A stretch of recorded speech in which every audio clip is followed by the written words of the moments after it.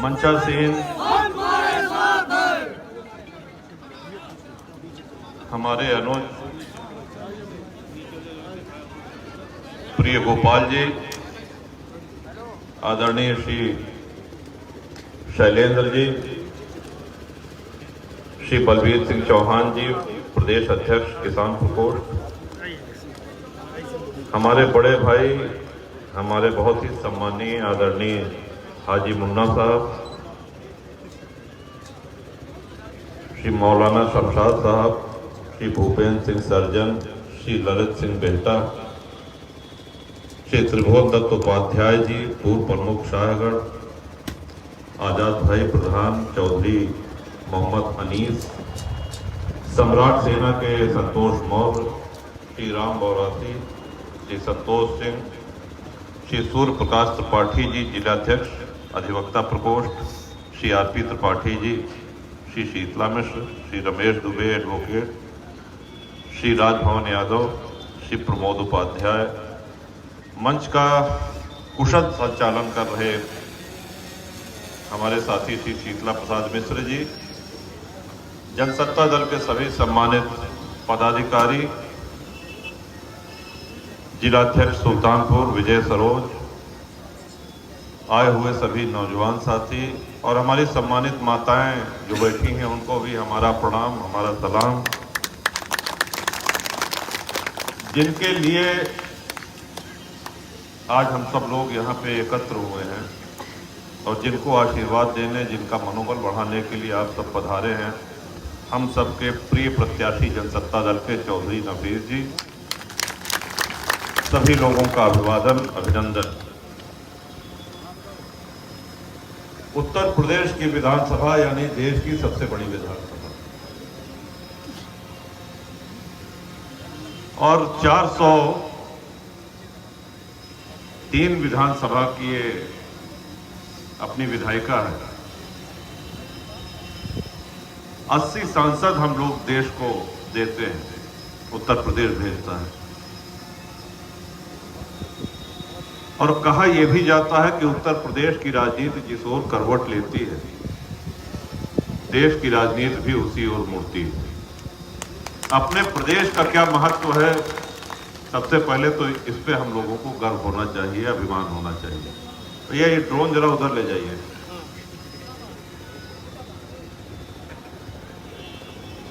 आज जनसत्ता दल के सभी कर्मठ समर्थक, सभी पदाधिकारी नफीस के पक्ष में पूरी गौरीगंज विधानसभा में गांव-गांव जा करके आप लोगों से अनुरोध कर रहे हैं और गौरीगंज को चुना कि यहां से नफीस अहमद जी को ही प्रत्याशी बनाया जाएगा। इसके कई कारण हैं। पहली बात तो नफीस एक जांचे परखे और बरसों पुराने साथ के साथ अपनी वफादारी, अपनी दमदारी, अपनी विनम्रता, अपनी शालीनता, अपनी अदब, अपने तहजीब के लिए सभी लोगों का दिल जीत लेते हैं। और हमको याद है कि जेल में जब हम लोग बनते, मैंने पहले भी इस बात को कहा है, मायावती जी के समय में जब हम लोग जेल में थे, बरेली जेल में थे, पता चला कि साहब कुछ लोग आए हैं मिलने के लिए, किसी तरह बामुश्किल मुलाकात हो सकी। अंदर से हमने देखा नफीस एक डिब्बा लिए हुए बाहर खड़े थे और पहले तो उस डिब्बे को आने नहीं दे रहे थे। जब आने दिया जेल वालों ने तो इनका शब्द यही था कि भैया आपके बड़े घरे से खाना बनवा के लिया है।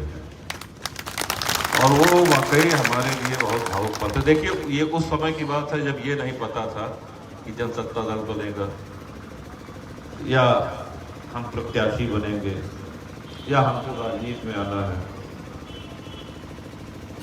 इस पूरे समर के सूत्रधार गोपाल जी जहां भी रहे हैं अपनी विशिष्ट छाप उन्होंने छोड़ी।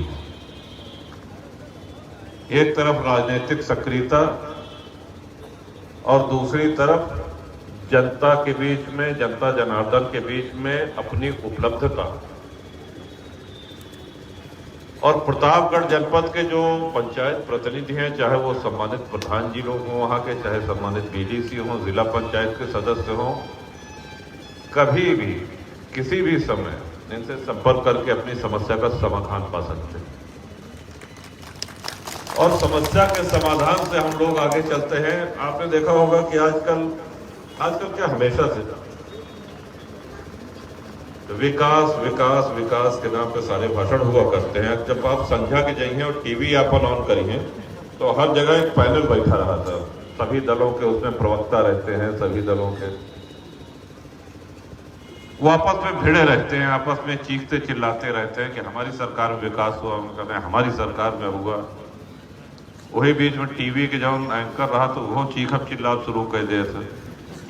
लगभग 45 मिनट 1 घंटे का ये कार्यक्रम होता है जो हर चैनल पे दिखाया जाता है और बहस बेनतीजा रहती है। देखिए, सड़क, बिजली, पानी, स्वास्थ्य, शिक्षा, ये सब बड़ी आवश्यक चीजें हैं, मूलभूत चीजें हैं। यही वो चीजें हैं जो हमारे आपको जीवन को सुलभ बनाती हैं और हम सबकी दैनिक आवश्यकताएं हैं। लेकिन इसके सब के लिए फिर विधायिका का क्या आवश्यकता थी? अधिकारी के माध्यम से हो जाता है। लोकतंत्र में एक जनप्रतिनिधि का सबसे महत्वपूर्ण काम होता है कि जनता के लिए, जनसेवा के लिए सदैव उपलब्ध रहें। इसीलिए सांसद बनते हैं, इसीलिए विधायक बनाए जाते हैं। सड़कें बनवाओ तो फिर ये तो अधिकारीगण बनवा देते हैं, साहब यहाँ बिजली लगा दो, यहाँ सड़क लगा दो, हो गया विकास। नहीं, लेकिन उस विकास के साथ साथ किसी के साथ अन्याय न हो, कोई अधिकारी किसी का शोषण न करे, कोई कमजोर सताया न जाए, इसके लिए होता है जनप्रतिनिधि। और जनप्रतिनिधि जनसुलभ होने का मतलब है कि जब क्षेत्र की सम्मानित जनता को आवश्यकता पड़े, आप मिल करके अपने विधायक से उनको अपने घर बुला सकें, मौके पे बुला सकें या उनसे मिल सकें, अपनी समस्या बता करके उसका समाधान पा सकें। अमेठी जिले की राजनीति सदैव से एक चर्चा का विषय रही, लेकिन यह भी है कि अमेठी की सम्मानित जनता अपने जनप्रतिनिधि से दूर रही।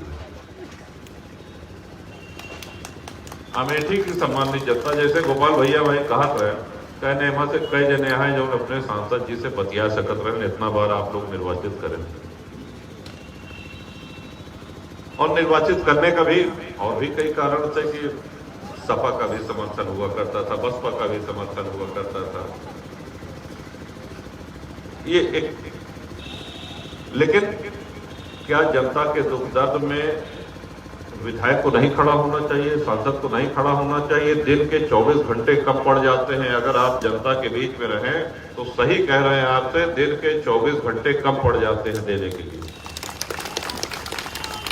आपने लहरें बहुत सी देखी होंगी, सभी ने देखी है। हमारे देश में, हमारे प्रदेश में अलग अलग राजनीतिक दल की अलग अलग लहरें आई हैं। एक लहर जनता पार्टी की आई थी इमरजेंसी के समय में, जो बुजुर्ग हैं यहाँ उनको याद होगा। जनता पार्टी की सरकार बनी।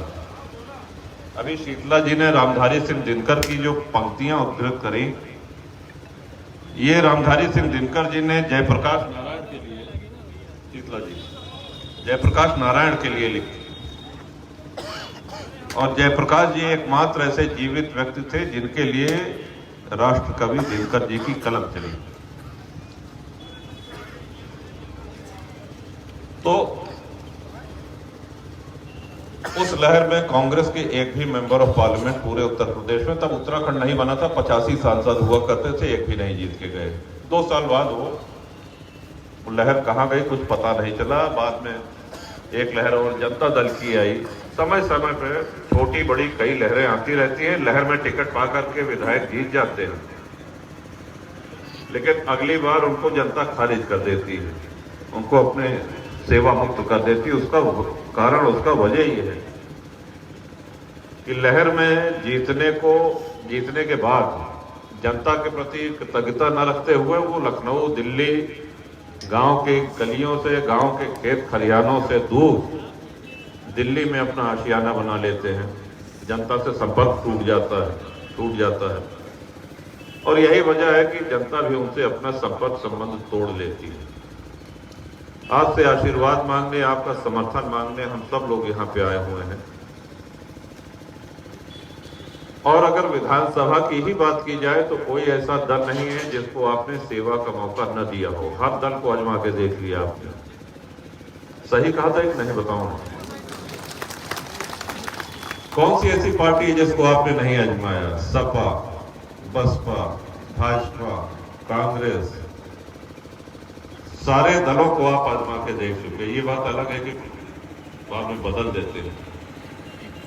अनुरोध यही है, यही इल्तिजा है, यही निवेदन है कि अपने बीच के कर्मठ और ईमानदार साथी नफीस को एक बार जरूर जनसत्ता दल से मौका दें। और नफीस आपकी सेवा में अकेले नहीं रहेंगे। जैसे गोपाल जी ने अभी कहा कि आप इनको मजबूत करेंगे तो हम सभी लोग मजबूत होंगे। हम भी आपके सेवक के तौर पर, गोपाल जी भी आपके सेवक और सहयोगी के तौर पर सदैव उपलब्ध रहेंगे। और यही जनसत्ता दल की सबसे बड़ी पहचान है। जिस दिन स्थापना दिवस था 30 नवंबर 2018 को, एक विशाल रैली के आप सभी लोग साक्षी बने। बहुत बड़ी तादाद में आप लोग आए और उस रैली को आज भी याद किया जाता है। उसमें जो बातें हमने कही हैं कि जनप्रतिनिधि का मतलब है सीधे जनता से जुड़े रहना, सीधे जनता के संपर्क में रहना, और जो इन चीज़ों को भूल गया है उसको जनता भूल गई है। तो ये विधानसभा चुनाव सिर्फ इसलिए नहीं हो रहा है कि भौतिक विकास हो, सड़क, बिजली, पानी का विकास हो, वो तो होगा ही, लेकिन उसके साथ साथ सम्मानित जनता के मान सम्मान की रक्षा। और देखिए, हर समाज, हर जात, हर बिरादरी के सम्मानित लोगों का पूरा आशीर्वाद नफीस को मिल रहा है। इनके सर पे बुजुर्गों का भी हाथ है, इनके साथ नौजवानों का भी साथ है। कोई एज ग्रुप ऐसा नहीं है जो नफीस के लिए न मेहनत कर रहा हो। आज तारीख हो गई है 22 तारीख, 3 दिन बचा है सिर्फ प्रचार में, और आपका नया दल है। हालांकि हम ये मान के चलते हैं कि हर गांव में, हर पूर्वापाही में, हर जगह प्रचार की टीमें पहुंच चुकी हैं, लेकिन इस समय को 3 दिन में जितनी मेहनत आप कर लेंगे उतना नफीस की जीत और सुनिश्चित होगी, उतना ही अधिक वोट मिलेगा, उतना ही अच्छा मार्जिन होगा। एक बार पुनः गौरीगंज की धरती पर आए हुए हमारे सभी बुजुर्ग, आपको सादर हमारा प्रणाम, आपको सलाम, अपनी माताओं का भी अभिवादन। आरी चुनाव निशान नंबर पे है माता जी, आप लोग विशेष ध्यान दीजिएगा, ऊपर से 5वें नंबर पे, और हलबुलई है ना वोट देत की, ढेर जने जाते जल्दी में वोट देत की, खूब आराम से गिन ली है। आरी निशान है और बगल में नफीस की तस्वीरों बनी है। जैसे आप बटन दबाएंगे आरी का, वैसे आपका आशीर्वाद नफीस को मिल जाएगा, आपके दल को मिल जाएगा। हम सबको आपके आशीर्वाद की आवश्यकता है और भरपूर आशीर्वाद मिलेगा। इन्हीं शब्दों के साथ इस सफल सभा के आयोजन के लिए सभी कर्मठ साथियों का आभार। एक बार पुनः सभी को आभार व्यक्त करते हुए नफीस जी की तरफ से आपको प्रणाम करते हैं, अपनी तरफ से प्रणाम करते हैं। बहुत बहुत शुक्रिया, बहुत बहुत धन्यवाद।